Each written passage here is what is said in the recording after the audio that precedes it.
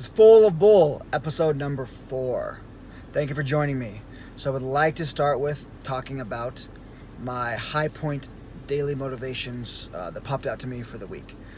So number 1 is the fact that if you're willing to walk away, that gives you power. Applies to a lot of different situations. That applies to a job negotiation. That applies to early on in a relationship, buying a car, buying a house, anything that involves any sort of negotiation. Once you're sold and you've decided that you're a buyer, you are now under their control. You have now given up your power.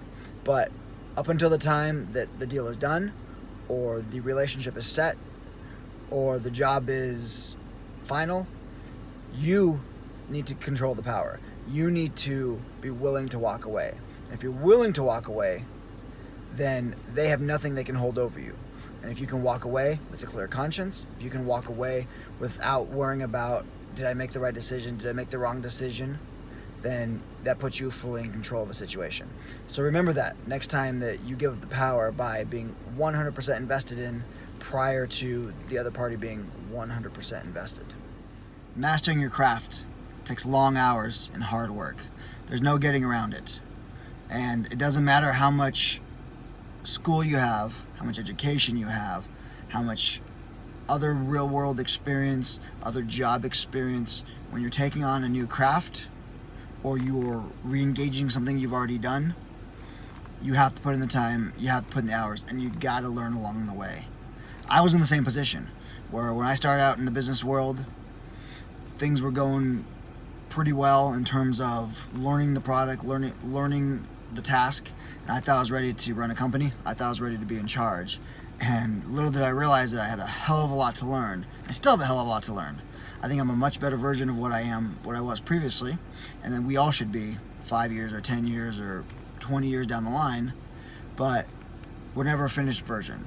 And if you think that being a master and being an expert, someone owes you something because you got a degree, or because you got a certificate, or because you've been in the business for 20 years, if you think you're owed something, you are flat out wrong. And get over yourself and put in the work that is needed to actually succeed, because there are no shortcuts. We always want to find a shortcut, but if the shortcut worked consistently, it would be the way, not a fucking shortcut. So stop looking for that magic bullet and just put in the work that you need. There's nothing perfect. No one is going to give you one answer that's going to solve all your problems. It's time, effort, and hard work. I wanted to share a story that's something that has been somewhat meaningful for me. It's something that I remember. So when I was in fraternity in college, I held quite a few different roles, kind of key leadership roles in the fraternity. At the time we had anywhere from 70 to 100 members, depending on the year, depending on the time.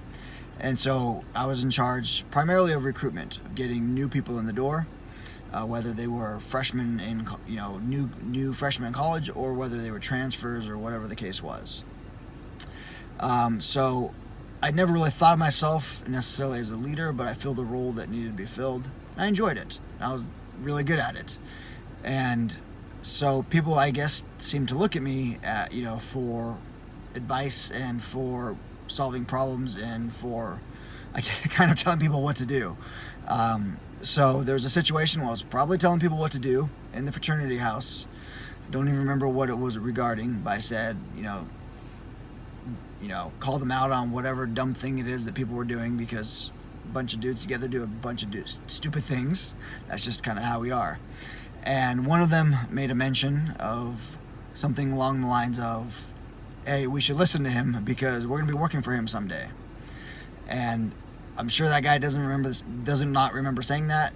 I only remember that because it kind of stuck out to me when I thought about it later on, because I'd never thought of myself in that way, in terms of being actually a leader, being, a business owner, that kind of thing.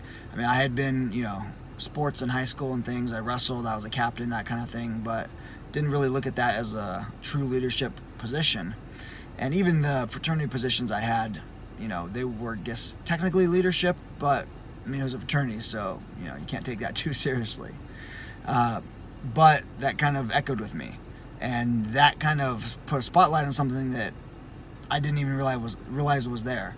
Something that someone else saw in me, that I had the potential to be a leader, to a situation where they might trust their future with me, whether it be a business that I own or some business that I'm involved in or something along those lines.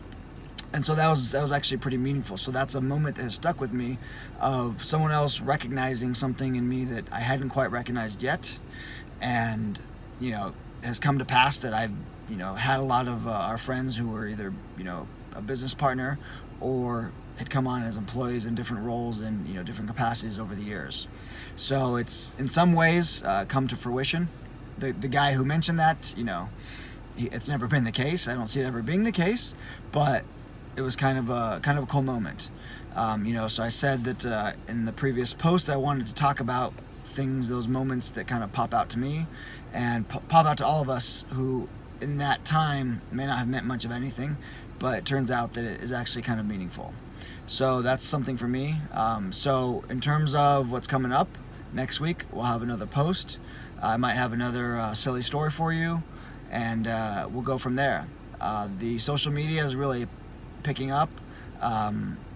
Twitter's catching on. Facebook is growing. Instagram is growing and then shrinking and then growing.